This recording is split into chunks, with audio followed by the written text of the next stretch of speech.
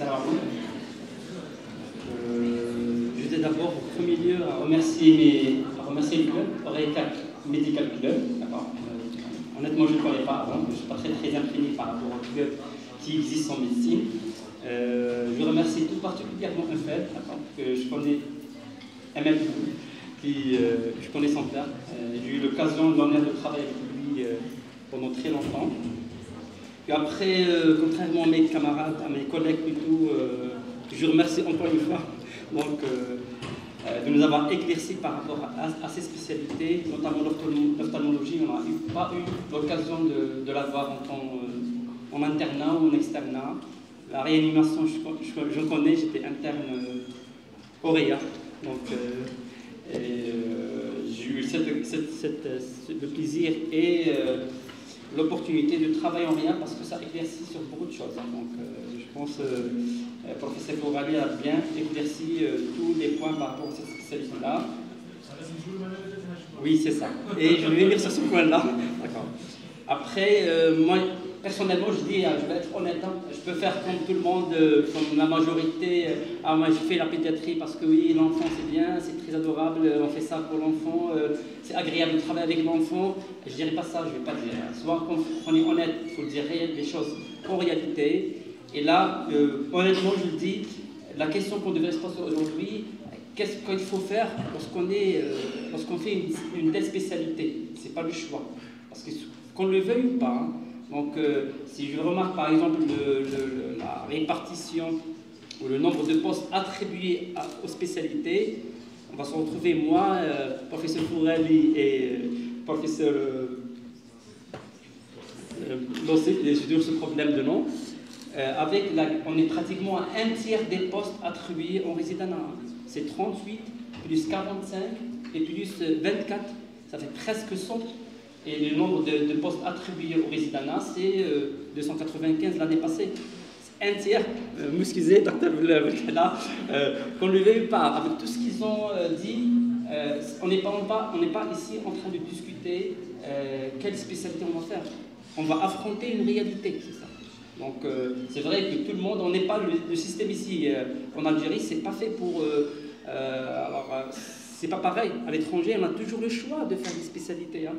C'est vrai qu'il y a une question de classement, ça a été toujours le cas, mais ils ont les internes ou les externes, ils ont plus de possibilités de choisir ce qu'ils veulent faire, premièrement.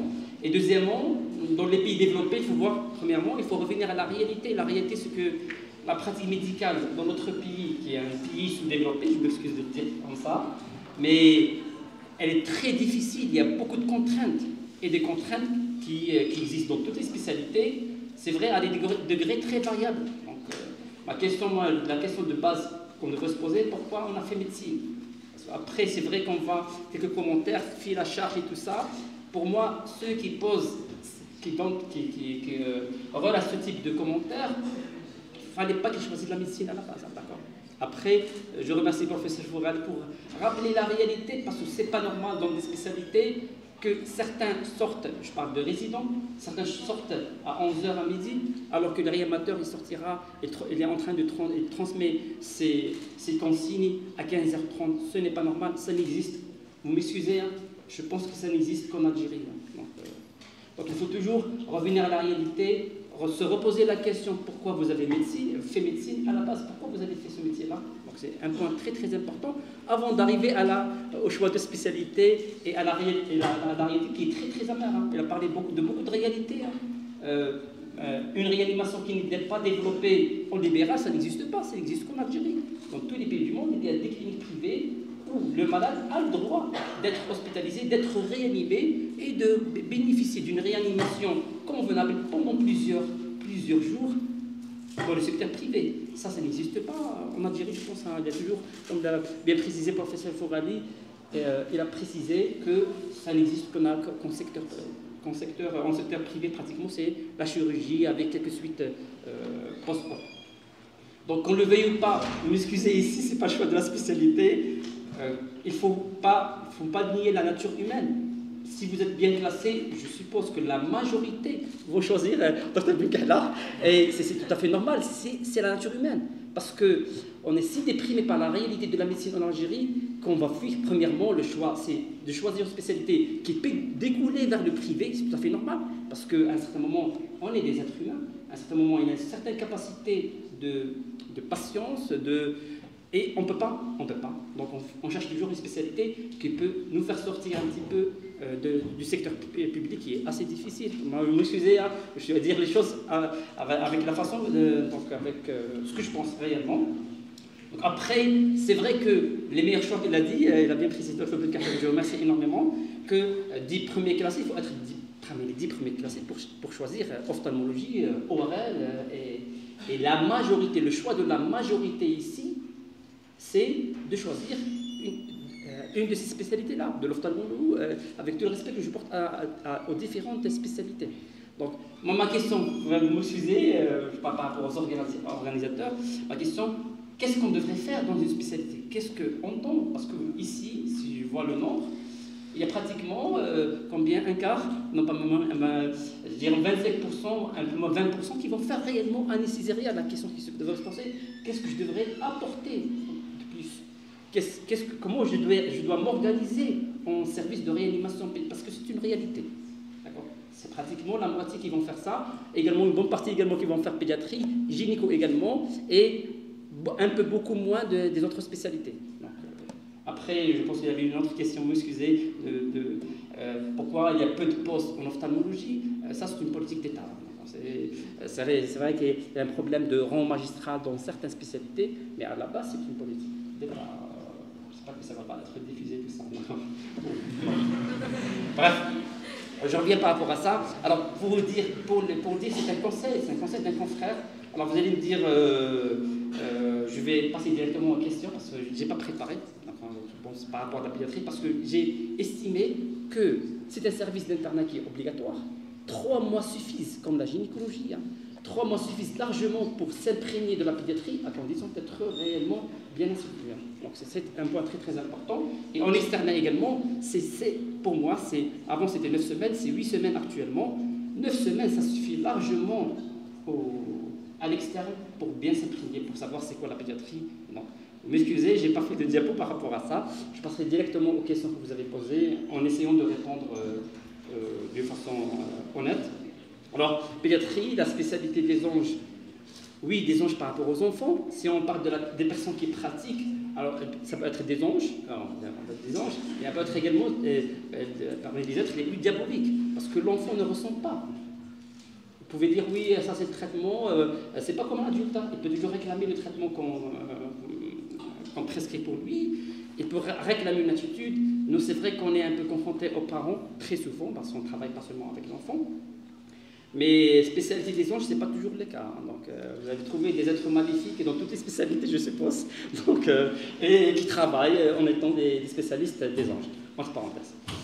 Alors, pourquoi vous avez choisi la spécialité et ne pas une autre spécialité? C'est comme vous voulez. Vous voulez le message classique, j'ai fait la pédiatrie parce que je travaille avec l'enfant, c'est bien, c'est très agréable, les bébés.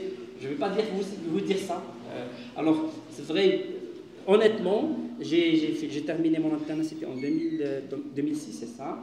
J'ai fait le premier concours de résidanat, moyennement classé, c'est vrai. Je classais 56, donc j'ai fait gastro-entéro à Alger. Il n'y avait pas cette spécialité à ce moment-là à Constantine. Je pense que c'était le même cas pour l'ophtalmologie. Après, des conditions assez difficiles, donc j'ai démissionné. C'était pas grave, hein, c'est pas la fin du monde de faire. Maintenant, on le voit très mal. Faire gastro-entérologie, démissionner, c'était très difficile. Et puis je suis revenu, je repréparais mon concours de résidanat. J'ai classé, je me souviens très bien, c'était 12. J'ai classé 12. Alors je pense que j'avais le choix de faire toutes les spécialités, ce que vous voulez, hein. ORL, radio, sauf l'endocrino, parce que le premier et le deuxième, ils ont fait endocrino, il y avait 2 postes. Mais le reste, j'avais pratiquement tous les choix qui s'offrent à moi. Et j'ai choisi pédiatrie, ce n'était pas un choix de choisir, parce que j'avais d'autres projets, honnêtement, j'avais d'autres projets, parce que je n'étais pas très très convaincu de la réalité de la pratique médicale ici en Algérie. C'était l'externe, malgré tous les efforts qu'on faisait, ça ne suffit pas. Donc j'ai compris, ça faut comprendre, hein, c'est la réalité.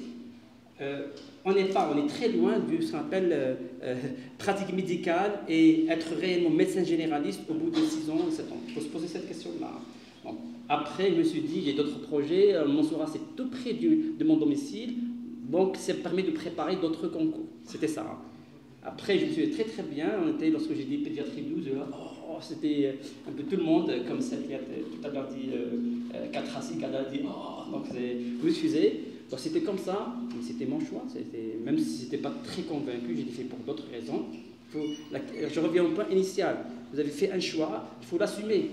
On n'est pas pour dire je vous ai très très bien. Parce que toujours on est influencé, hein, c'est la nature humaine, on vient comme ça, tous les collègues, pour ça vous avez fait ça, j'avais la cardio, radio, tout le monde et ça retentit sur la personne habituellement. Donc et lorsque je suis entré au service de pédiatrie, il y avait 2 catégories de personnes. Il y a ceux à Martabi, parce que j'ai passé l'internat en Mansoura, ils étaient très contents d'avoir un résident qu'ils connaît en tant qu'interne et qu'il estimait qu'il était relativement bon, entre parenthèses. Il y a d'autres catégories de médecins. Pourquoi vous avez fait ça? C'est le début de l'enfer. C'est comme ça, ça existe dans toutes les spécialités. Hein. Donc, c'est vrai que j'aimais un peu l'ophtalmo, si vous posez quelle spécialité que vous voulez, mais après, j'ai compris au bout de 6 ans, je n'aimais pas beaucoup la chirurgie, il faut l'assumer. Donc, j'ai pas fait d'ophtalmo ou autre spécialité, et je suis retourné d'Alger. Je ne suis pas retourné à Alger encore une fois pour l'ophtalmologie, vous excusez. Donc, il faut assumer. Par contre, je vais très très bien, je reviens à la même question, il faut assumer votre choix, quel que soit. Donc, et normalement, on a dans une autre réalité. Hein. Il y avait des 4 à 6 gardes en réanimation, beaucoup faisaient 4 à 6 gardes en pédiatrie, mais normalement, ça devait être pareil pour tous. Il devait y avoir une continuité de soins, ça n'existe. C'est un peu bizarre cette médecine en Algérie, vous excusez. Hein. Donc, j'ai pas suivi la pédiatrie, je ne l'ai pas fait par amour et tout ça, je l'ai fait, j'avais d'autres projets et j'ai fait la pédiatrie, il n'y a pas de souci. Alors, pour une personne qui aime les enfants, et qui est très sensible envers eux, est-ce que la pédiatrie sera le bon choix? Je reviens ici, vous avez fait le choix de faire médecine dès le départ, d'accord? Donc, et ça, c'est pas seulement spécifique par rapport aux enfants, je le dis. C'est vrai que j'ai un peu compris la question dans le sens qu'en enfant, lorsqu'on est très sensible, lorsqu'on voit des enfants malades, est-ce que ça pèse? Ça pèse. Alors ça pèse tout, non mais si ça pèse, ce qui pèse, ça pèse toujours, hein, parce qu'il n'y a pas que la pratique médicale. Faire médecine en Algérie, c'est pas seulement la pratique médicale qui pèse, hein. Il y a les problèmes également, les gros problèmes qui pèsent également sur la... Et vous allez faire, c'est un travail, c'est vrai, c'est un stage, la pédiatrie, c'est la spécialité. C'est vrai que le résidence, à la base c'est un stage, mais c'est un métier. Vous êtes payé, vous devez l'assumer. C'est un point très très important. Après, il y a un point important. Vous avez posé la question tout à l'heure au professeur Fourali. Est-ce que ça pèse sur vous? Quel est le plus difficile? C'est ça. Je comprends, je suis dans la même situation que lui. Répondre à cette question après tant d'années de pratique, c'est comme si, pourquoi vous prenez le café au matin? C'est une question pour nous.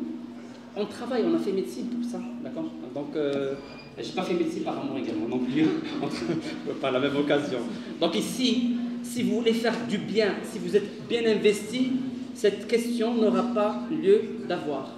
Donc, vous allez pouvoir, en tant que médecin, partager votre relation avec les enfants et votre pratique médicale. Et si réellement vous êtes très sensible envers les enfants, vous allez doubler d'efforts pour être un bon pédiatre et réellement sauver les enfants, éviter un petit peu leur passage en réanimation dans certaines situations. Donc, alors pédiatrie Mansoura vs les autres services de pédiatrie, là, c'est une question qui est conflictuelle, il y a un conflit d'intérêt ici, on ne devrait pas répondre à cette question-là, donc chacun prend sa responsabilité.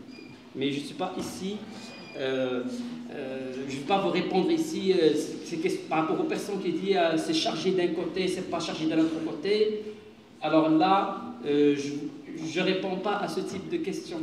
Parce que pour moi, comme pour le professeur Fourali, comme pour le professeur Lossif et comme pour Dr Ben Kahla, lorsqu'on a fait médecine, c'est un engagement qu'il faut assumer On ne fait pas médecine pour se libérer l'après-midi et faire autre chose. Je le dis dès maintenant, c'est un conseil, c'est la raison qui m'a poussé à accepter votre demande. C'est un conseil d'un ancien résident. Alors, je ne répondrai pas à cette question-là. Bien sûr, vous allez me poser la question en tant que médecin-chef par intérim actuel du Montserrat depuis plus d'une année. J'essaierai, je ne sais pas ce que c'est vrai ou non, j'essaierai de faire de mon mieux pour faire améliorer les choses, comme tous les autres, certainement à des degrés variables. Et là, j'ai eu un mail, je pense il y a 2 jours, d'un de mes résidents. Il y a un souci au niveau d'une des gardes. Il a dit, moi j'ai fait le Montserrat parce que c'est plus calme, les conditions de travail sont plus agréables. Alors on ne fait pas le choix d'une spécialité par rapport à une structure ou à une personne, on ne le fait jamais. Donc, parce que ni l'un ni l'autre ne sont éternels. D'accord ? Donc pour les personnes, ça peut décéder, ça peut à tout moment, donc vous le savez parfaitement. Et pour les structures, pareillement. On peut décider à tout moment de faire déplacer une structure en Algérie. Hein. Donc nous, par exemple, au Montserrat, on est limite avec la Gazelle, c'est ça. Donc depuis plusieurs années, on disait vous allez dégager à un moment ou un autre. Donc je vous le dis, on ne fait pas le choix des spécialités, par rapport à un endroit ou par rapport à une personne, parce que tous les deux, à mon avis, sont très transitoires. Alors quelles sont les contraintes que le pédiatre fait face lors de sa consultation? Là, par contre, je vais revenir en tant que pédiatre. Oui, il y a des contraintes. Je me souviens très bien lorsque résident, première année, premier jour, on travaillait, et j'ai eu le premier, c'était un nourrisson. Et bien sûr, je vais faire mon travail d'examiner, d'interroger. L'interrogation était facile parce qu'on savait très bien au cours de l'externat et de l'internat. Alors après, oui, en s'approchant de lui, malgré que j'ai fait 3 mois d'affilée d'internat, et on était très bien investis. Il commence à crier, ça m'a rappelé un petit peu, je me suis très bien, ça m'a appelé pourquoi j'ai fait la pédiatrie. Mais là, c'est des contraintes qu'il faut encore une fois assumer, mais tout vient avec la pratique, c'est très important. Un nourrisson, après, on comprend qu'il faut l'aborder différemment d'un adulte. Donc il va crier, c'est vrai qu'en termes de consultation, en pédiatrie, ça demande plus de temps, premièrement, parce que c'est pas comme l'adulte qui va être plus ou moins facile à examiner. Je pense que nous, en pédiatrie, on partage les mêmes soucis que la gériatrie. Hein. Gériatrie, vous tombez sur des vieux qui sont difficiles, qui ne vous laissent pas examiner. C'est un peu pareil pour le nourrisson et l'enfant jeune. Donc, premièrement, vous n'avez pas le droit à un temps de consultation qui est plus important que dans d'autres spécialités, parce qu'il faut se familiariser avec l'enfant. Normalement, il faut avoir des conditions un peu plus favorable à notre pratique. C'est rarement le cas dans notre pratique en médecine. Donc vous avez un temps plus important de consacrer à la consultation. Vous avez une troisième personne qui est concernée, c'est les parents. Donc en termes d'interrogatoire, vous n'avez pas le droit d'interroger directement un enfant. D'une manière générale, on interroge, oui, c'est vrai, les grands enfants, les adolescents, on les interroge. Mais en dehors de ça, vous allez interroger les parents. Hein. Et les parents, vous allez tomber sur des parents qui peuvent venir en grande détresse parentale, alors que la situation de l'enfant n'est pas du tout urgente. Donc, une fièvre très élevée à 40, pour des parents, il faut respecter ça. Hein. Pour les parents, c'est urgent, mais pour vous, c'est le café du matin de tous les jours, entre parenthèses. Donc, ça, il faut également savoir faire face à ça. Il ne faut pas dire également, comme certains médecins, il y a une certaine façon de se comporter avec les parents.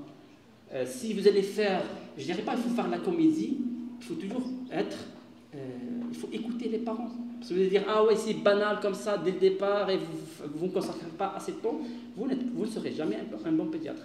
Il faut toujours savoir s'organiser, même si pour vous, ce n'était pas une situation urgente. Je ne sais pas, il faut faire de la comédie, mais il faut réellement faire passer le message aux parents qu'on va régler ça, on va voir est-ce que c'est urgent ou non. Il y a une certaine façon de faire, entre parenthèses. Donc vous avez un temps de consultation important, vous avez un troisième interlocuteur qui est troisième personne concernée, vous avez un triangle toujours en pédiatrie, hein, c'est le médecin, le parent et l'enfant.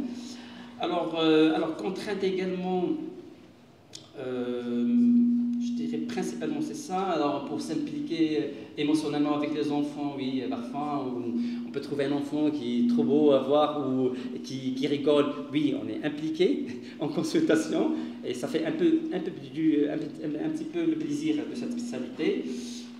Globalement, alors contrainte c'est ça, plus de temps, des parents à gérer, pas toujours évident les parents encore une fois. Je pense la même chose, parfois lorsqu'on annonce un décès, on se retrouve avec des parents qui veulent nous frapper. Parce que dès le départ, il faut le savoir, hein, je reviens à la réalité des choses. Les médecins en Algérie, ils n'ont pas une bonne réputation. Il faut le dire, dans toutes les spécialités. Hein. Donc, annoncer parfois des diagnostics ou une attitude qui est contraire à ce que pensent les parents, parce que pour lui, 40 degrés, ça égale à garder l'enfant, c'est méningite. Alors pour vous, c'est autre chose. Le convaincre que c'est pas la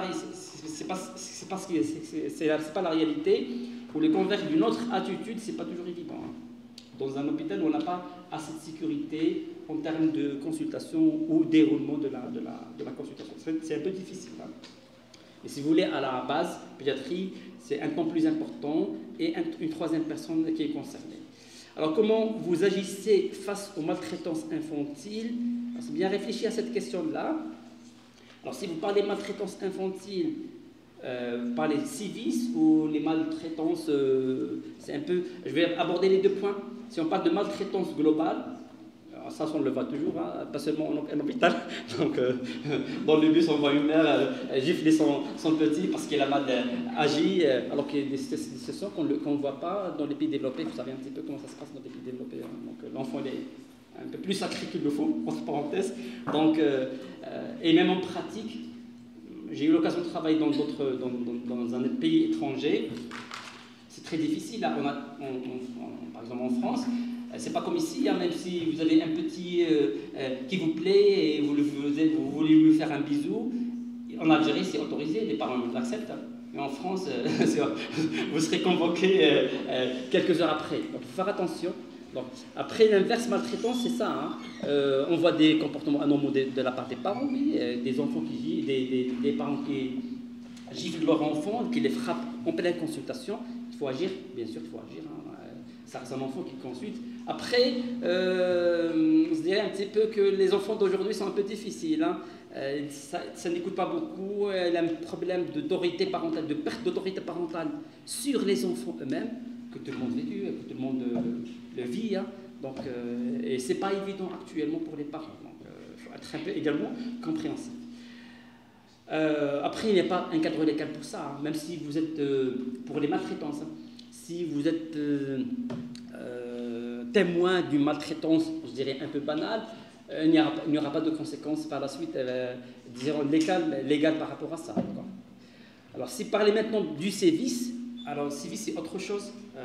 C'est vrai, dans les pays développés, c'est considéré comme des sévices. Mais si vous parlez du sévice, qu'on a eu l'occasion d'avoir plusieurs cas, par exemple, une mère hospitalisée, il y avait ça 5-6 ans, non plus, 10 ans, on avait une mère hospitalisée, c'était un nourrisson qui était hospitalisé pour une bronchite aiguë, banale, une pathologie très fréquente. Et le lendemain, on voyait que l'enfant avait très mal, qu'il pleurait tout le temps. Et on a pratiqué une radiographie, on a trouvé un os qui est fracturé. Et la mère, là, elle était hospitalisée, elle était très très bien, elle était en salle 1 du nourrisson. Et ça s'est répété en cours d'hospitalisation 2 fois. Donc on s'est retrouvé à des fractures. Elle fracturait son enfant en pleine nuit. Donc oui, c'est vrai qu'elle avait un certain caractère, c'était une mère qui est malade. On était obligé, bien sûr, de déclarer ça, ce sévice-là. Alors beaucoup d'autres cas de sévices, ça vous paraît bizarre, mais ça survient. Donc il y a d'autres sévices qu'on a eu l'occasion d'avoir au service. Une mère qui injectait de l'insuline à son enfant pour provoquer des hypoglycémies, pour prolonger une hospitalisation, pour bénéficier des aides, de plusieurs aides. Une autre mère qui donnait n'importe quoi, n'importe quel médicament à son enfant, qui faisait beaucoup de malaise. Et là, dans les deux situations, c'était très simple pour faire les diagnostics. Il fallait juste retirer la garde de l'enfant aux mères. Et on a eu des enfants qui se portaient parfaitement bien. Après, alors, en Algérie, espérer beaucoup de suite par rapport à ça légal, c'est extrêmement difficile maintenant. Le rôle du médecin, c'est de déclarer, vous avez une obligation légale, même algérienne également, je dirais, la loi algérienne, de déclarer une situation de sévices à enfants. Il y a des sévices également sexuels, également, qui sont très, très malheureusement de plus en plus fréquents en Algérie. Et notre race, c'est quoi? Je pense qu'en gynéco également, ils ont ce type de ceci. Et il faut déclarer. Après, pour les suites, je dirais en Algérie, c'est pas beaucoup, pas très favorable. Parce qu'il faut des services sociaux qui sont assez compétents et c'est très complexe dans notre pays. Alors, quelles sont les micro-spécialités, les surspécialités qui ont un avenir le plus prometteur en pédiatrie? Alors là, avenir en Algérie, si vous voulez, encore dans le même, je me sens de m'excuser de la façon de parler, dans le même sens. Alors normalement, de principe, comme l'a bien précisé le professeur Forali, la réanimation pédiatrique, normalement, elle devait faire partie intégrante de la spécialité de pédiatrie. C'est les pédiatres qui vont faire la réanimation pédiatrique parce qu'ils sont imprégnés par toutes les notions de base pour un enfant, les plus basiques. Hein. Une anémie, un taux d'hémoglobine, par exemple, à 9,5 à 10 mois de vie, c'est pas une anémie, donc il faut avoir une personne qui connaît l'enfant sur tous les plans, cliniques, biologique, radiologie, et beaucoup, réellement pour être très à l'aise en termes de réanimation pédiatrique. Malheureusement, ça n'existe pas dans notre pays, et c'est nos collègues réanimateurs adultes qui sont forcés à... Il y a certains qui ont fait le choix dans notre structure, ils ont fait le choix de faire de la réanimation et de l'anesthésie pédiatrique depuis très longtemps. Et croyez-moi, c'est pas du tout facile. Hein. Donc, quelles sont les micro-spécialités? On a beaucoup, hein, au nombre de spécialités qui existent. Hein. C'est vrai qu'il y en a deux pour lesquelles on laisse très souvent aux adultes. C'est justement l'ophtalmologie. Très souvent dans les pays développés, c'est des médecins d'adultes qui s'occupaient de certains aspects de la pédiatrie, comme l'ophtalmologie, l'ORL. C'est très souvent, c'est des adultes qui s'occupent de ça. Mais tout le reste, normalement, si on était un pays développé, alors il devait y avoir un spécialiste pour toutes les... Un neuropédiatre, un pneumopédiatre, un cardiopédiatre, un rhumato. Rhumato également, très souvent, il y a des insuffisances dans les pays développés d'avoir un rhumatopédiatrique, mais ça existe. Donc, alors, quels sont les plus prometteurs? Alors, je vais revenir pour celles qui peuvent vous faire pratiquer en ville, c'est ça. Donc, vous pouvez faire par exemple pneumoallergologie pédiatrique. Ça va vous permettre par exemple de faire les tests allergiques, éventuellement de la bronchoscopie, de l'asthme, qui est très courant. Et ça veut dire prometteur, ça veut dire que vous allez travailler, ne vous inquiétez pas. Donc, si vous parlez d'autres spécialités, de la gastroentérologie, si vous avez l'occasion de faire une formation ou un diplôme en endoscopie, ça sera très intéressant. Alors pour tout le reste, hématologie, pédiatrique, vous serez un peu coincé à l'hôpital, entre parenthèses, vous devrez être coincé à l'hôpital, pas forcément. Quoi également, d'autres spécialités, cardiopédiatrie également très bien, c'est une belle spécialité. Il faut juste... Alors, si vous voulez parler par rapport à la pathologie ou par rapport aux enfants, on a toujours des histoires pratiquement quotidiennement un peu étonnantes. Là, je vais choisir une d'entre elles. C'est un enfant qui est scolarisé, je pense, en études fondamentales. C'était c'est pas en secondaire, mais c'était en moyenne, c'est ça. Mais après, on l'a hospitalisé pour paralysie, c'est ça. Une paralysie, c'était une paraparésie. Donc, une paraparésie. Et ce qui nous a marqué, que c'est vrai que lorsqu'on examinait, on voyait toujours un tonus qui est un peu diminué, des réflexes qui sont difficiles à avoir, jugé absent, et finalement, c'est un enfant, on a essayé de faire un peu de tout, hein, parce qu'on était un peu difficile de s'orienter entre le central et le périphérique. Donc il y a une inspiration IRM médulaire et cérébrale, mais également un EMG, et tout est rentré, tout est bon. Hein. Mais c'est juste une nuit, et une garde malade de l'entourage a remarqué pour cet enfant-là qui est venu, qui est quadriparésite, qui était en train de se gratter, parce que c'est un réflexe, hein, de se gratter donc les cheveux en pleine nuit, parce qu'il n'avait pas de paraparésie, parce qu'il n'avait rien. Même si c'est un enfant qui était excellent, c'était le premier de son école.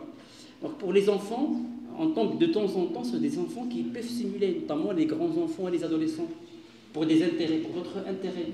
Donc, pas forcément qu'ils soient malades psychologiquement, mais vous pouvez tomber des enfants qui sont de parfaits simulateurs. Hein. Donc, et après, bien sûr, pour les potonies, on peut se laisser comme ça. Pour les réflexes, on fait une petite résistance pour ne pas entraîner le réflexe, c'est ça. Donc, c'était extrêmement difficile. Donc, les enfants, notamment d'aujourd'hui, il faut faire attention. On tombe très souvent sur quelques-uns qui sont de parfaits simulateurs. La pathologie la plus difficile, là, vous savez, comme je l'ai dit, pédiatrie, c'est un peu vaste. Dans chaque spécialité, il y a une pathologie difficile. Alors, mais ce qui est le plus difficile, à mon avis personnel, hein, c'est certaines pathologies neurologiques qui entraînent une régression psychomotrice. Vous avez des parents qui ont vu leur enfant se mettre en position assise, se mettre en position debout, marcher, parler, interagir, jouer, et la pathologie, elle commence. Il y a beaucoup de pathologies qui donnent des régressions psychomotrices, et l'enfant va perdre un par un toutes les acquisitions qu'il a eues. Donc pour moi, c'est une des situations les plus difficiles à vivre pour les parents, parce qu'elle va voir son enfant, c'est différent des enfants qui sont, je dirais entre parenthèses, qui ont des paralysies cérébrales, qui sont nés un peu handicapés, mais c'est des enfants qui étaient la joie de leurs parents tous les jours, et ils vont perdre un peu. C'est extrêmement difficile comme situation, à mon avis. Hein. Bien sûr, il y a des autres situations dans chaque spécialité. Hein. Annoncer une cardiopathie congénitale complexe qu'on ne peut pas opérer à des parents, c'est extrêmement difficile. Annoncer une leucémie à des parents, c'est extrêmement difficile. Annoncer une pathologie qui évolue vers une insuffisance respiratoire chronique, c'est difficile. Annoncer la nécessité d'une dialyse pour un enfant qui souffre d'une insuffisance rénale chronique méconnue, c'est extrêmement difficile. Il y a beaucoup de pathologies. Hein. Personnellement, je pense que la plus dure, c'est où les parents ont vu un enfant qui se porte normal et qui va perdre un petit peu ses assistants. C'est mon point de vue personnel. Quelles sont les fautes que les mamans font souvent avec leur enfant? Alors, il y a beaucoup d'aspects pour ça. En commençant par, si vous parlez par rapport à la vie quotidienne, il y a beaucoup d'erreurs en termes d'alimentation, de diversification alimentaire, un peu précoce, un peu tardive, mal conduite. Alors, souvent font. Alors, en termes d'hygiène, il y en a beaucoup. Hein. On est en termes d'hygiène d'enfants, avec beaucoup de progrès à faire. Alors, mais ce que je pense, c'est que très souvent et actuellement, les principales fautes, c'est de faire gâter un enfant. On a beaucoup d'enfants, la génération actuelle sont un peu plus gâtés qu'avant. Et ça, c'est pas bien pour l'avenir de l'enfant. Je ne parle pas de l'avenir en termes de santé, mais en termes de vie sociale, professionnelle. On se retrouve avec des enfants qui ne sont pas aptes à gérer des situations qui sont, ou des adultes qui n'arrivent pas à gérer des situations un peu compliquées. Et là, on a également un deuxième point, dans le même sens, c'est la dépendance qui se voit actuellement par rapport aux écrans, au téléphone portable. Ça, c'est inadmissible. C'est vrai que les recommandations, pas d'écran avant 5 ans, je pense qu'il faut être honnête. Moi, je suis père de 3 enfants, 3 garçons. Là, pour la télé, je ne peux pas. Il faut être honnête. De priver les enfants jusqu'à l'âge de 5 ans, comme le suivi de recommandations de la télé, c'est pas faisable. Hein, on ne peut pas faire. Donc, mais après, tomber dans le sens inverse, c'est pas évident. Mais le gros problème, c'est les téléphones portables. Il y a un gant, et ça, c'est la faute des parents. On ne laisse pas un téléphone portable à des enfants qui sont en bas âge. Donc après, il faut gérer les conséquences de ça. L'actualité de la pédiatrie en Algérie. L'actualité de la pédiatrie en Algérie. Ça se développe, je ne peux pas nier, comme ça se développe dans d'autres domaines, parce qu'il y a beaucoup de choses qu'on ne faisait pas avant, beaucoup de diagnostics qu'on ne portait pas avant et qu'on le porte maintenant. Alors en pédiatrie, on sort un petit peu de la pédiatrie générale, ça découle beaucoup en privé ou en hospitalier vers les surspécialités. Je pense que ça se développe, mais je pense qu'on est toujours insuffisant, on est toujours loin par rapport à ce qui se passe, par rapport à nos voisins. Hein. Donc, vous avez parlé tout à l'heure de l'exemple de la Tunisie. Il y a beaucoup d'explorations qui se font en Tunisie, qui ne se font pas en Algérie, et c'est la réalité. Il y a beaucoup d'efforts à faire. Hein. Et ça repose sur vous, sur nous. Je pense qu'on n'est pas assez vieux également pour laisser encore la main à vous. On est là pour vous aider, à condition que vous nous aidez. Et on vous demande quoi? D'être présent, d'être sérieux, d'être assidu. Et ça, c'est comme ça que les choses vont avancer. Hein. Ça ne va pas avancer forcément avec le matériel. Je pense que la pédiatrie également, elle est matérielle dépendante. Donc, mais je pense que les compétences humaines sont plus importantes que le matériel. Le matériel, ça peut venir. Hein. Peut être un bon pédiatre, il suffit de... je pense que j'ai répondu à cette question-là. Alors, je dirais aimer par sa spécialité, oui, avec le temps. Si on pratique convenablement, c'est impossible qu'on n'aime pas ce qu'on pratique. Ça, c'est la nature humaine. Hein. Donc, il y a beaucoup de gens qui n'ont pas fait ce qu'ils veulent comme spécialité, mais ils ont excellé dans ces spécialités-là, hein, quelle que soit la spécialité. Donc, mais après, si on tourne toujours dans la même... Pourquoi j'ai fait ça? Pourquoi j'ai fait cette spécialité? Il fallait refaire le concours pour faire autre chose et tout ça. Vous n'allez pas sortir de ça. Il fallait prendre des décisions.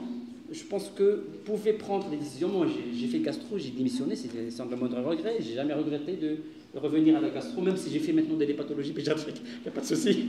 C'est un peu bizarre. Donc, mais il faut assumer ses choix. Et vous pouvez exceller dans n'importe quelle spécialité, à condition d'être réellement sérieux, assidu, qu'on a bien précisé, professeur Fourel.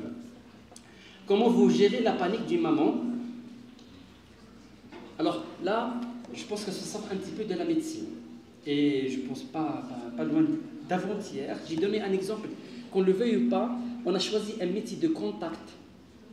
Et un métier de contact, elle l'a bien expliqué, il vous a donné pour la réanimation beaucoup de conditions, d'exigences en termes de personnalité pour pouvoir réussir dans une spécialité, qui sont des exigences, à mon avis, qui sont communes pratiquement à la majorité des spécialités et à la médecine générale. Mais là, donc, il fallait assumer, premièrement, votre choix de faire un métier de contact. C'est comme lorsqu'on part, par exemple, à la mairie. À la mairie, vous trouverez toujours des box. Il y a celui qui travaille sereinement, qui vous fait les papiers assez rapidement, qui est assez efficace, et l'autre qui râle tout le temps, qui fait beaucoup de social, et qui pratiquement, en termes de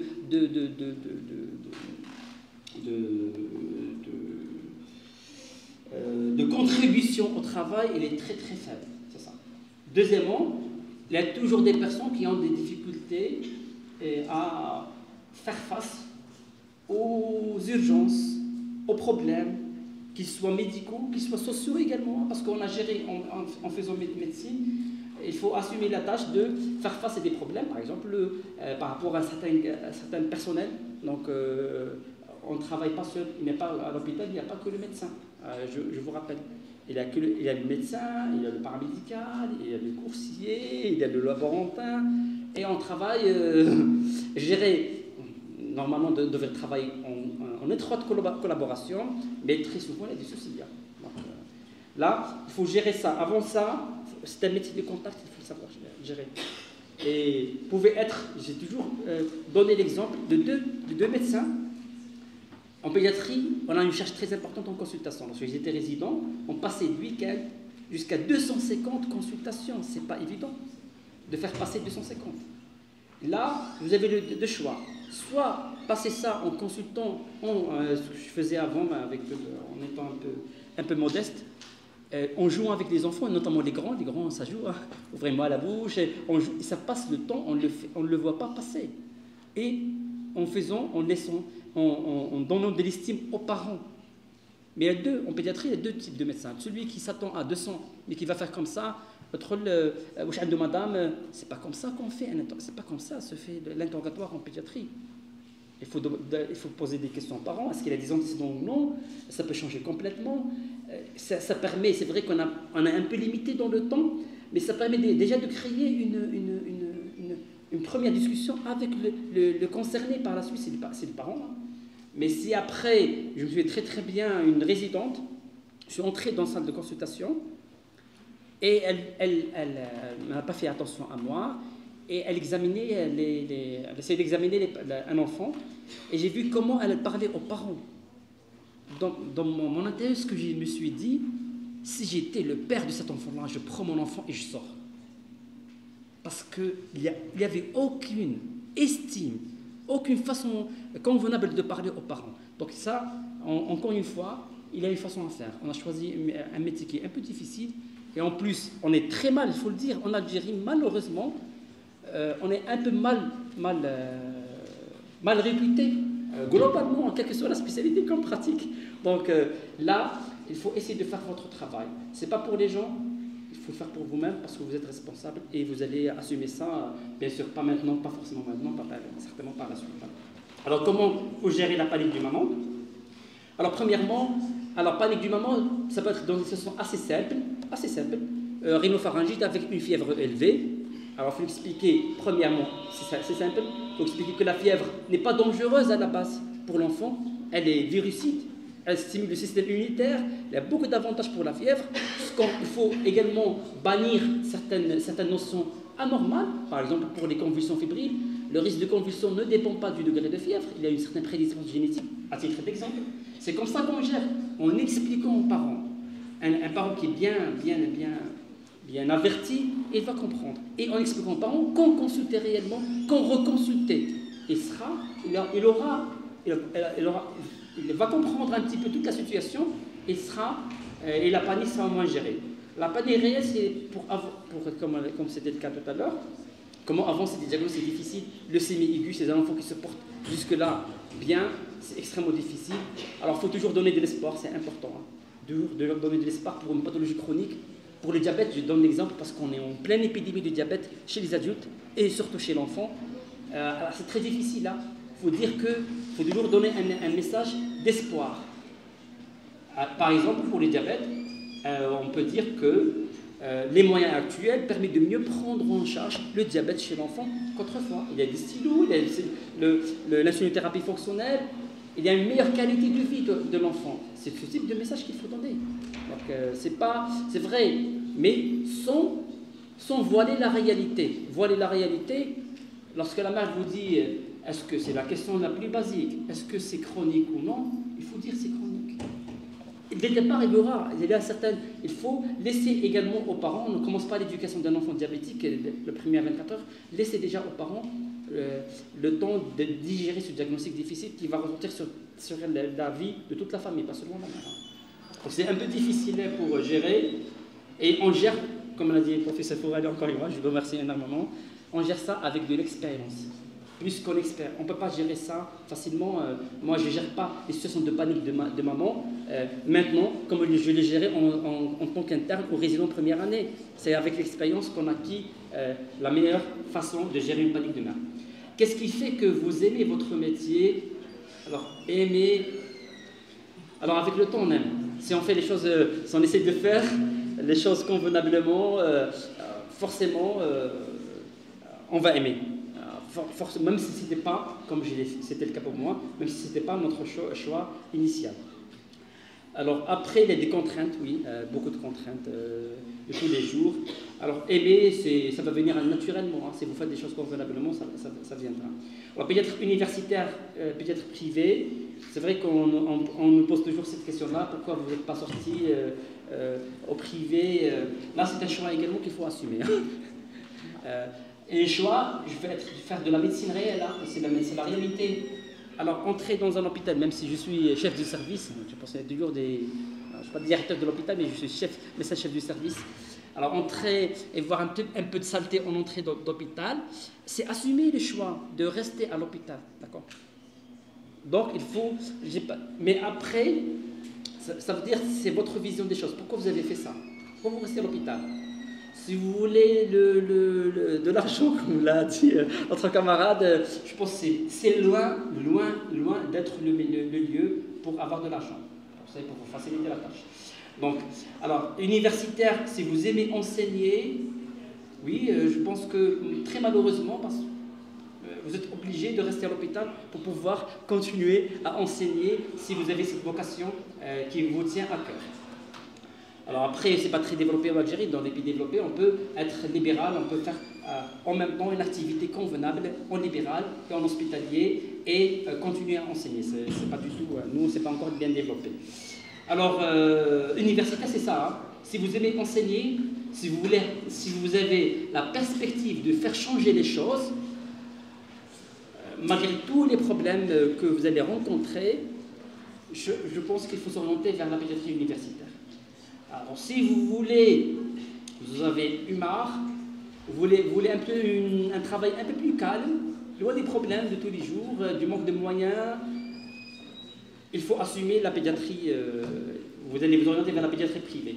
Mais là, il faut savoir qu'il y a des avantages et des inconvénients des uns et des autres. Alors, pour les pédiatres privés, il y a ce qu'on appelle, c'est une certaine répétition dans le travail, c'est surtout lorsque la spécialité n'est pas très développée.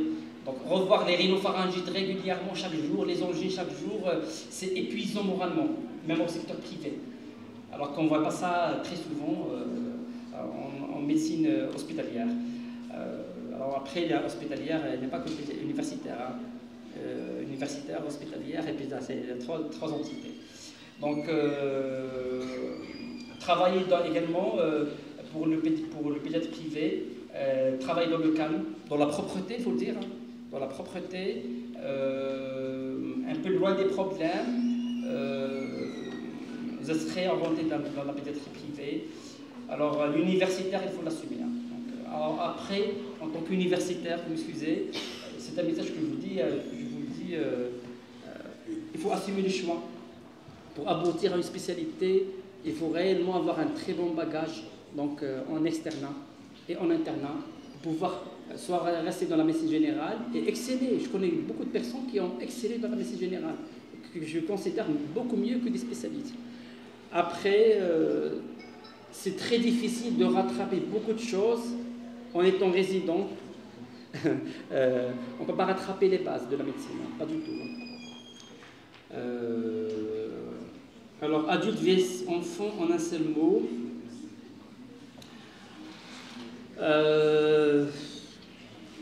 Dans quel sens vous avez posé cette question-là? C'est pas pareil, c'est dans quel sens?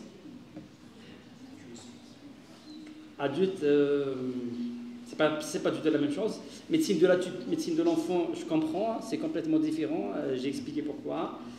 Alors, je dois choisir la médecine d'adulte que de l'enfant. Si je reviens, j'ai jamais regretté, même si ce n'était pas mon choix initial, j'ai jamais regretté de faire pédiatrie, pas de souci, il ne faut pas regretter, hein. Il faut avancer dans la vie. Je ne pourrais pas répondre à cette question-là, vous m'excusez.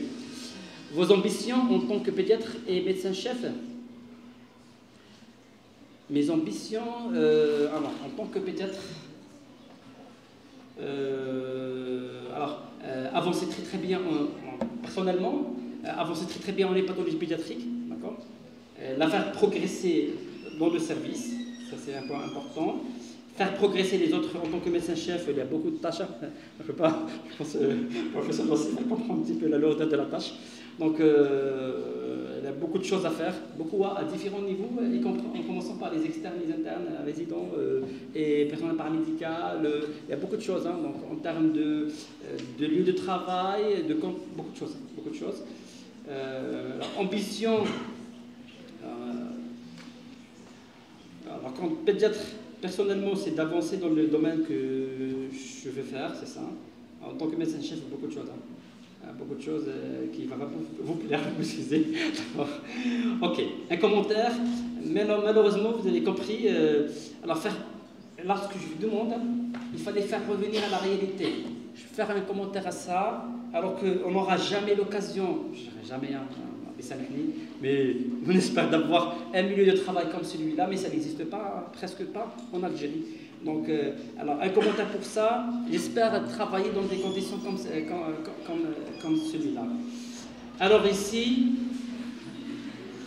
je dirais pareillement, parce que là, vous voyez cet enfant-là, c'est un peu ludique, c'est vrai, parce qu'on rencontre ce type de situation, ça nous fait rire, même en pleine visite générale, on fait la visite, on trouve un enfant qui fait un comportement qui fait rire. Oui, ça fait rire, on reste bouche bée. Avec le temps, le cœur, je pense que vous devez me poser la même question. En cas de décès, est-ce que ça retentit? Il voit le décès chaque jour, on le voit de temps en temps. Il a dit, pour l'enfant, c'est très difficile. Mais on tombe de temps en temps sur ça qui fait un petit peu rire un petit peu, ça fait changer. Mais là, lorsque j'ai vu cette image-là, je le dis, dans les pays développés, très souvent, la mère, l'enfant, même à cet âge-là, il peut être gardé sans sa mère. Parce qu'il y a une puéricultrice dans l'hôpital. Dans les services de pédiatrie des pays développés, la mère, elle travaille, vous savez, là-bas, ça ne pardonne pas. Hein. On n'a pas des gardes malades qui restent des mois hospitalisés. Ça ne pardonne pas le travail. Donc, il y a toujours dans les services de pédiatrie dignes de leur nom, une personne qui s'occupe de l'enfant. Et je les ai vus là-bas. Hein.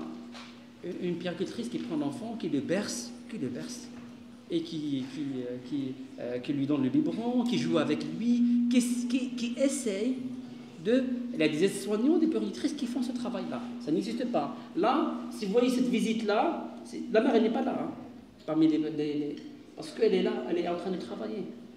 Mais elle travaille en toute sérénité, toute sécurité, parce qu'on protège l'enfant. Et là, vous posez la même question. Parfois, je sais qu'il y a des différences en termes d'obligation d'hospitaliser les gardes malades en pédiatrie, mais globalement au Mansoura, ça je pense, si vous voulez faire pédiatrie Mansoura, oui je fais pédiatrie Mansoura pour ça, parce qu'obligatoirement on devait avoir des gardes malades avec les enfants, même pour les grands. Et ça me rassure. Personnellement, en tant que médecin-chef, ça me rassure beaucoup, parce qu'il n'y a pas mieux que la mère pour protéger son enfant. Alors après, pour le reste, je ne dirai pas d'autres mots. Là, oui... Parfois, oui, on donne des objets à l'enfant pour jouer, pour se familiariser. Je leur donne mon stéto, au moment réflexe, pour jouer avec, pour se familiariser. Il faut faire ça. Hein. Ça fait partie de la consultation. Pas à ce point-là, parce que c'est un père, hein, ça c'est pas le médecin. C'est un père avec son propre enfant, d'accord, qui est en train de l'examiner. Bien sûr, ça, un commentaire pour ça. On pose très souvent, en pédiatrie, moi je pose très souvent aux grands enfants, qu'est-ce que vous voulez faire lorsque vous allez grandir, c'est ça. Hein. Très souvent, médecine, je dirais, cette question-là, ça ne fait pas réellement, il faut... mais malheureusement, en tant que pédiatre, oui, c'est un bon métier. Vous allez faire ça, vous excusez, je dis ce que je pense. Hein. Après, la majorité des enfants répondent comme ça. Hein. Policier, pilote, ça, heureusement que ça n'a pas changé. Hein. Les enfants, hein, pas les adolescents. Les enfants, on a pratiquement les mêmes métiers. Hein. Pilote, gendarme, policier, médecin. C'est ça. Hein. Parce que malheureusement, c'est ce qu'on nous a enseigné en primaire. Hein. C'est ce qu'on voyait dans les pays développés, autre chose. Hein. Ils font des visites dans les pays développés pour les enfants en primaire, pour les différents métiers. Bien sûr, quand l'enfant va dire oui, je vais être un carreleur. Oui, c'est ça. Donc, ou un maçon. Mais nous, c'est toujours, même dans nos livres de primaire, c'est toujours la même chose. Hein, le policier, le pompier, le médecin. D'accord, donc c'est marrant. Un commentaire pour ça. Oui, malheureusement, on n'a pas ça dans l'hôpital. Ça, c'est, oui, médecin, là, parfois, il faut le dire, hein, comme l'a dit le professeur Fourali, une charge morale parfois à assumer dans l'hôpital, qu'on n'a pas, comme on l'a dit tout à l'heure, dès qu'on commence à travailler, on est en train de courir, parce qu'il y a beaucoup de problèmes. Est-ce qu'on réellement on aura le temps pour faire ça, exceptionnellement, de temps en temps, mais c'est malheureux. Quel que soit ton degré de folie, ne mets jamais ton doigt ici, oui. Ah, il faut voir, hein, parce qu'on met, ça pèse très fort, très très fort. Et oui, c'est ça. Wesh يقولوا pédiatrie chargée ou DMS صعيب. Oui, mais il faut l'assumer. Je dis encore une fois, c'est comme tout à l'heure, chargé c'est chargé. Hein. Pour moi, c'est toutes les spécialités sont chargées. Si on veut faire un bon spécialiste, c'est chargé. Vous avez le choix dès maintenant, vous m'excusez de ce conseil-là. Si vous voulez choisir la médecine où vous êtes libéré pendant le résidanat, l'après-midi, c'est à vous de choisir, c'est votre choix, quelle que soit la spécialité. Après, bon ORL ou bon pédiatre, ça dépend de votre investissement dans la spécialité. Donc, et à titre comparatif, dans les CHU, par exemple en France, leur internat de résidanat, ça s'appelle internat, leur internat dans les CHU, de 8h à 22h, de 8h jusqu'à 20h, pour cette spécialité. La pédiatrie, je parle de la pédiatrie. Hein. Pédiatrie, dans les CHU régionales, c'est de 8h à 20h. Vous allez me dire, oui, la même histoire, oui, parce que je gagne davantage de l'argent, tout le monde ne gagne pas en médecine, on ne gagne pas. Si vous avez choisi les impartitions spécialités, si vous avez choisi l'argent, c'est un métier, il faut l'assumer, mais vous avez une grande responsabilité à assumer. Après, c'est votre propre responsabilité. Hein. Parce qu'on va parfois voir, oui, il n'y a pas de terrain de stage bien dans une spécialité par rapport à une autre. Là, ça reste votre. Si vous voulez bien faire, vous trouverez toujours une personne qui vous aide. Et vous allez progresser, à condition d'être à la hauteur. Bien, c'est la médecine générale pour les enfants, spécialité vaste, oui. Chargée, oui. Les pédiatres sont affectueux, pas toujours. Pédiatrie, goulou. قرايتها chargé بزاف résidana. Oui, parce que oui, on touche un peu à beaucoup. Hein. Donc, ça englobe tout, c'est une spécificité. Mais qu'on le veuille ou pas, la pédiatrie, ça reste. Il y a toujours des pédiatres généraux qui vont sortir. Et des pédiatres, qu'on le veuille ou pas, il y a des choix. Il y a des pédiatres qui ont fait le choix de continuer de la pédiatrie générale. Et c'est un choix qui est à respecter. Et où les pédiatres travaillent avec les parents de l'enfant plus qu'à l'enfant, je pense que je vais les expliquer. Avez-vous déjà eu des problèmes avec les parents d'enfants? Toujours. Toujours. Gérer toujours, c'est tout à fait normal. Les problèmes, c'est la façon de gérer le problème, c'est ça. Est-ce que vous êtes à l'écoute? J'ai toujours, je parle par rapport les gros problèmes se passent toujours en consultation. Ça c'est connu, aux urgences. Après, c'est votre façon de faire les choses. Vous savez un petit peu, notre population algérienne n'est pas parmi les faciles. Hein. Elle est assez difficile en termes de contact. Et c'est votre chose, votre façon. Moi, parfois, je monte en tant qu'assistant de garde s'il y a un problème avec mes résidents ou mes internes. Et après, je tombe sur un grand gaillard qui est tatoué. Mais même celui-là, on peut le gérer. Il y a une certaine façon à gérer ça. Il faut respecter les gens pour que les gens vous respectent. C'est vrai qu'il y a des limites, ça c'est connu. C'est vrai qu'on travaille majoritairement, malheureusement, dans l'insécurité, c'est une vérité. Mais regardez bien votre façon de se comporter avec les gens. Et elle a dit tout à l'heure, en commençant, les élites ou élus, il faut réellement bien l'assumer. Et assumer, c'est être réellement... de faire son travail convenablement, hein, et un travail pas des moins, hein, pas des plus faciles. Alors, la pédiatrie, ça est puisque les enfants, en général, mais à dire la description de leurs symptômes, oui, c'est une spécificité, bien sûr. Il faut être assez compétent pour savoir la situation la plus banale, c'est cri du nourrisson. Cri du nourrisson, c'est difficile. Cri du nourrisson, c'est tout. Hein. En commençant par le physiologique. Un nourrisson, il crie parce que la couche n'est pas changée, parce qu'il a faim, parce qu'il veut dormir. Ça, c'est la base. Hein. Après, toutes les pathologies, qu'elles soient médicales, chirurgicales, banales, graves, peuvent donner des cris. Donc, il faut toujours bien écouter les parents, c'est ça. Hein. Et ça, bien écouter les parents, faire un bon examen général, un bon examen clinique et avoir de l'expérience. Et ça s'acquiert avec le temps. Hein. Donc, mes difficultés entre la pédiatrie exactement, fait la spécialité elle-même ou, pardon, fait la difficulté de faire une bonne communication avec le patient, l'enfant qui n'arrive pas. Oui, c'est une spécialité difficile, d'accord. Mais tout s'apprend. Si on est bien investi, ça s'apprend. Hein. C'est comme demander est-ce que c'est difficile d'intuber un malade ou non. Ça s'apprend avec le temps. Hein. Alors, pédiatrie, ou par rapport à CCI, je compte charger, plus difficile. Alors, chargé, je ne réponds pas à ça, parce que pour moi, une personne qui me dit chargé, ah ouais, il faut qu'il se révise. Plus difficile, alors plus difficile que la CCI, je pense, d'une manière générale, comme tout le monde le sait, les spécialités chirurgicales sont plus difficiles, hein, elles sont plus prenantes. Il y a un temps, il y a des interventions pour des enfants qui demandent des heures et des heures, hein, des 8 heures. C'est comme en médecine d'adulte. Hein. Donc il faut assumer. Moi, je n'ai pas assumé ça. Je savais dès le départ, au bout de 6 ans, je ne ferais pas chirurgie. Hein. Donc j'ai assisté à 2-3 interventions et j'ai compris que je ne ferais pas ça. Mais après, consultation, c'est pareil. Hein, parce que c'est pareil, il faut avoir une certaine capacité à assumer un temps de travail. Hier, pas loin d'hier, j'ai commencé ma consultation à 9h30, je l'ai terminée à 15h. En voyant, je ne sais pas combien, il y avait 14 ou 16 malades, et pour chacun, un quart d'heure ou une demi-heure. Même la consultation, elle est très prenante. Hein. Le travail aux urgences, elle est extrêmement prenant. Donc, mais c'est vrai, chirurgie du main en général, c'est un peu plus compliqué. Beaucoup des études au long de la carrière, oui, ça dépend de votre carrière, qu'est-ce que vous allez choisir.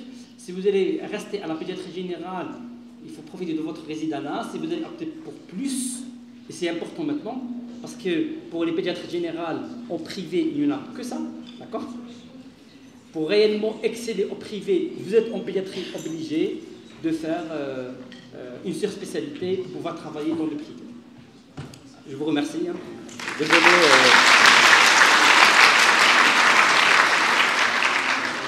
Si vous avez des questions, je suis ouvert. Pour certains d'entre vous, j'étais un peu relativement méchant, mais il ne faut pas se voiler, c'est la stricte réalité.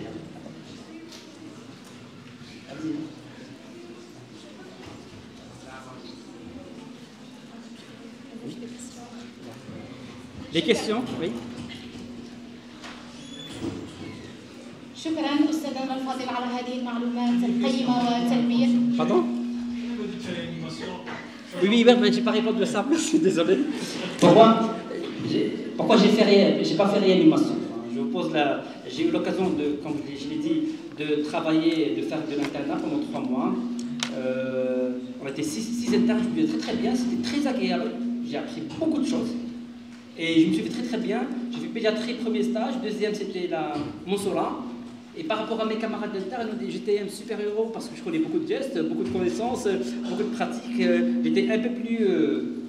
Mais après, j'ai pas fait... je me souviens très bien, il y avait le professeur Bourlou qui me disait « Ah, vous êtes le bienvenu par la suite en tant que résident. » Mais à ce moment-là, j'avais un peu le cœur pas très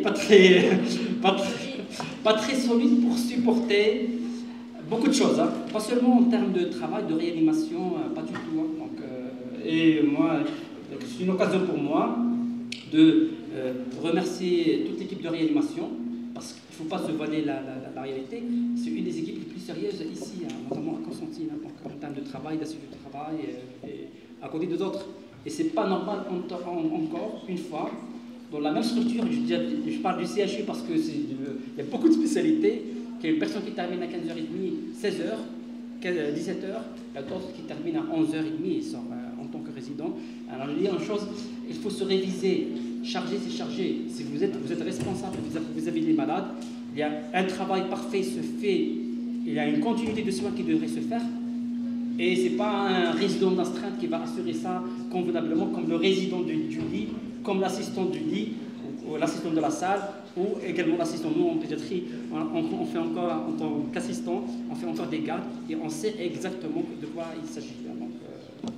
Donc j'ai pas fait, c'est ça, j'avais pas le corps solide, assez solide pour supporter ça et ça. Merci.